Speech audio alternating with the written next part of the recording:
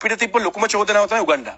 උගන්ඩාව චතුර මම දිගටම කියන්නේ අපේ මිනිස්සු මම ගමේ රැස්වීම වලට ගියාම ඒ දවස්වල ඇයි මේ අපේ සල්ලි අරන් ගිහලා අපි තෙල් පොලිමේ හිටියේ අපි මේ කරන්ට් කැපුවේ මහින්ද මහත්තයලා මේ ඩොලර් ටික උස්සන් ගිහිල්ලා උගන්ඩාවට ඒකින්දනේ අපිට මෙහෙම උනේ කියලා මම වෛරයක් තිබුණා චතුර අපි පිළිගත් හැමෝම පිළිගන්න ඕනේ මේ රටේ විශාල වෛරයක් පොහොට්ටුව කරේ ඇති වුණා මෙන්න උගන්ඩාවට අපේ ඩොලර් ටික ගෙනිච්ච කියලා. හැබැයි ඒක මේ කෙටි කාලය තුල එතුමල්ලම කියන පරීක්ෂණයක් කරන්නත් කලින් පරීක්ෂණයක් කරලා කරන්න මෙතුමල්ට මාස 6ක් කරේ අදින්න තිබුණා. හැබැයි පරීක්ෂණයක් කරන්නත් කලින් ඒ ප්‍රකාශය කරපු කෙනාම කියන එක.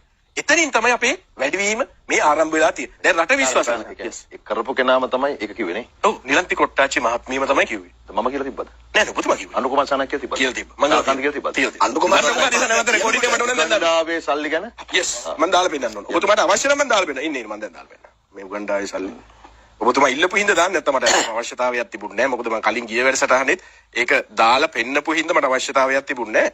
හැබැයි ඔබතුමා කියනවනම් නෝද අම සෙන්ට්‍රලිස් වලද කවුන්සිල් වලද මේ රට පුරා මැදමුලනේ ඔල්ලු කිටියට මේ මහජනයාගේ ධනෙ ගොඩක් කර ඔක්කොම පවර ගන්නවා. උගන්ඩාවේ ධනෙ පවරා ගන්න පුළුවන්කම තිබෙන්නේ. ඒක පිටරසින් මෙතුමා ඉන්නවා.